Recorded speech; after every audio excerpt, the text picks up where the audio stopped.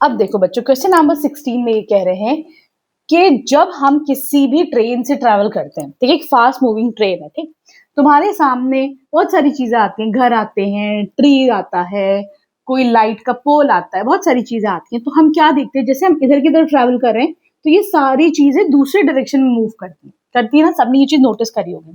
लेकिन बच्चों, अगर हम बहुत डिस्टेंट ऑब्जेक्ट देखते हैं, जैसे सन है, मून है, ये जो चीजें होती हैं, ये जो है ये बिल्कुल स्टेशनरी हो जाती है। हमें ऐसा लगता है कि ये तो भाई रुकी हुई है चीजें। तो ऐसा क्यों होता है? जब हम इधर जा रहे हैं तो ऑब्वियसली जो बड़ी बड़ी चीजें हैं, सन है, मून है, स्टार, ये भी तो इधर की तरफ मूव करने चाहिए, है कि नहीं? तो उसका क्या लॉजिक होता है? वो ये होता है उसका रीजन कि जो तुम्हारी लाइन ऑफ साइट होती है, जैसे हम मूव कर रहे हैं तो हम इधर की तरफ मूव कर रहे हैं, हमने ट्री देखा है, ठीक है। अब थोड़ी देर में क्या होता है, जब हमारी ट्रेन तो आगे बढ़ गई, अब यही ट्री पहले जो इधर की तरफ था, अब ये ट्री क्या होगा, अब वो तुम्हारे जैसे हम आगे बढ़े, अब ये ट्री आ गया इधर, है कि नहीं? तो इधर की तरफ मूव कर रहा है, क्यों? क्योंकि हम आगे बढ़े। अब जो हमारी पहले हमारी लाइन ऑफ साइट कहाँ थी? वो थी इधर की तरफ, ठीक। लेकिन अब हमारी लाइन ऑफ साइट कहाँ होगी? इधर होगी। तो देखो, ये जो चेंज हो रहा है लाइन ऑफ साइट में, लाइन ऑफ साइट में चेंजेस हो रहे हैं, उसकी वजह से क्या होता है, हमें चीजें जो है मूव करती हुई नजर आती हैं, ठीक है, क्लियर है। लेकिन वहीं अगर हम देखते हैं कि कोई बड़ा ऑब्जेक्ट है, ठीक है, अब ये देखो बच्चों, अगर जैसे तुम्हारी ट्रेन है, ठीक है, हम ऐसे करके देखते हैं, हमारी ट्रेन है, ठीक, यहाँ पे तुम्हारा एक ट्री है, सही है, ट्री तो उधर ही है, लेकिन अब हमारी ट्रेन ऐसे करके मूव कर रही है। तो अब पहले लाइन ऑफ साइट कहाँ था? इधर था, ठीक है, क्लियर है।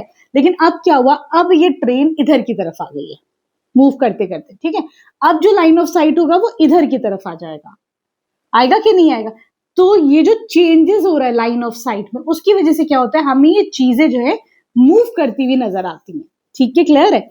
वहीं लेकिन अगर हम एक ट्रेन है और एक सन को लेते हैं या मून को लेते हैं, ठीक, थोड़ी देर के बाद क्या होगा बच्चों, तुम्हारी ट्रेन आगे की तरफ आएगी, ठीक, लेकिन ये इतना दूर है, ये ऑब्जेक्ट इतना दूर है कि लाइन ऑफ साइट में जो चेंजेस आएंगे वो बहुत ही मिनिमल होंगे, इतने मिनिमल कि तुमको वो लगेगा ही नहीं कि वो चेंज हुआ है, ठीक है, क्लियर है। लेकिन वही ट्री है, हाउस है, तो इनके चेंजेस बहुत ही रैपिड होते हैं, ठीक है, कि वो हमें आंखों से नजर आते हैं। लेकिन जहाँ सन और मून है तो ये, क्योंकि ये डिस्टेंस इतना दूर है ना, क्योंकि इतनी दूरी पे, तो लाइन ऑफ साइट में जो चेंजेस आते हैं वो तुम्हें विजिबल नहीं होते, दे आर सो स्मॉल, ठीक है, क्लियर है। तो इस वजह से हमें ये चीजों में ऐसा लगता है ये चीजें स्टेशनरी हैं।